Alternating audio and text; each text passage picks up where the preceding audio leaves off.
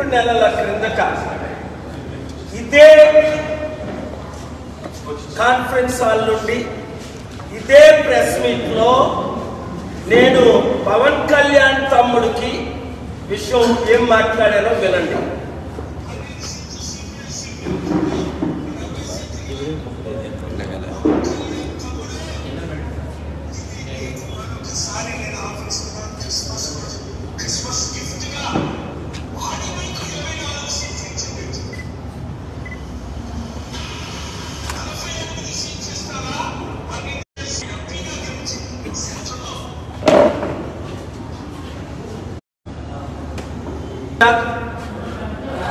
నీకు 24 సీట్లు తెలుగుదేశం పార్టీ చంద్రబాబు నాయుడు ఇస్తున్నాడు అన్న.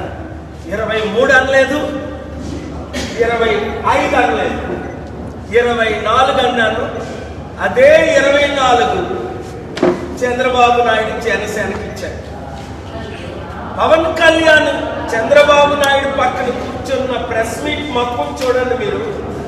ఎంత విచారంతో, ఎంత దుఃఖంతో, ఎంత బాధతో, ఎంత వేదనతో, ఎంత ఇష్టం లేకుండా ఆయన చంద్రబాబు నాయుడు పక్కన కూర్చొని నాకు 24 మరి ఎన్ని కోట్లు ఇచ్చారో ఎందుకు చెప్పలేదు? తమ్ముడు, జన సైనికులందరూ ఇప్పటికీ 17 మంది నాయకులు, అందులో ఎమ్మెల్యే కంటెస్టెంట్స్ పేర్లు చెప్పమంటే చెప్తా. ప్రజాశాంతి పార్టీలో చేరుకోవడానికి నన్ను కలిశారు ఆల్రెడీ.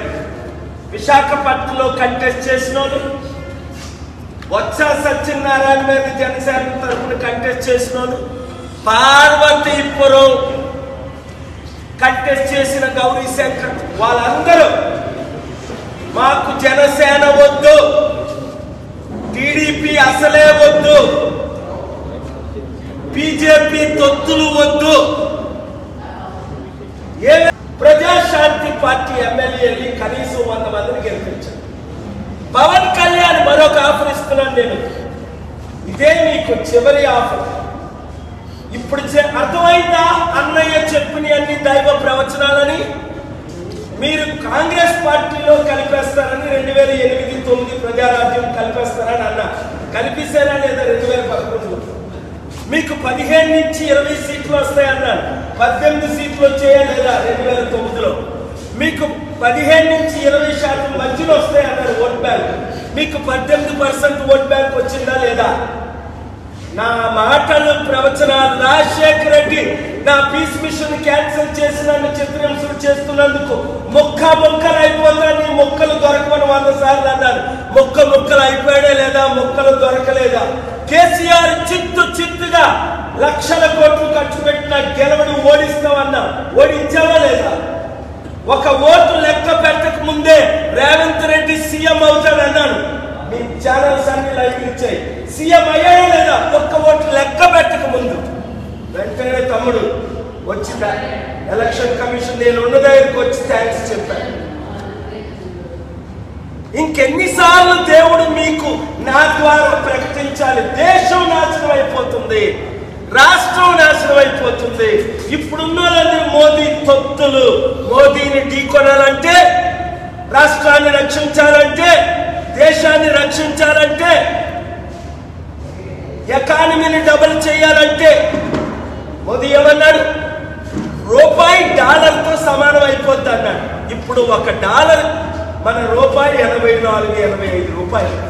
ఆయన వచ్చిన తర్వాత ఆల్మోస్ట్ డబల్ అయిపోయింది. రూపాయి పడిపోయింది.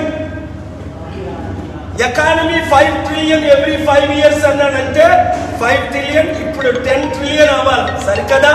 10 సంవత్సరాల క్రిందటి జీడిపి కంటే ఈ రోజు జీడిపి తక్కువ, 2.7 ట్రిలియన్. అప్పుడు ఉన్నది సంవత్సరానికి 1,00,000 కోట్ల అప్పు. ఇప్పుడు మోదీ చేసింది నెలకి 1,10,000 కోట్ల అప్పు. ఒక కుటుంబానికి 5 ఉంటే 5 కోట్ల అప్పు అయిపోయిందని ఒక ఛానల్ వెయిటింగ్ న్యూస్ పబ్లిష్ చేశారు. ఒక కుటుంబానికి. ప్రపంచంలో డబ్బు ఎక్కువైపోయింది. చైనా ప్రపంచం 100 దేశాలకు అప్పిస్తుంది. మనమేమో అప్పు తెచ్చుకొని వడ్డీ కట్టలేని పరిస్థితి. ఎవరు కావాలి? వెలుగు కావాలా, చీకటి కావాలా? చీకటి కావాలంటే మోదీ తొత్తులైన టీడీపీ, జనసేన, వైసీపీ. వెలుగు కావాలంటే దేవుని దూతలు, doctor KA Paul, Prajashanti party.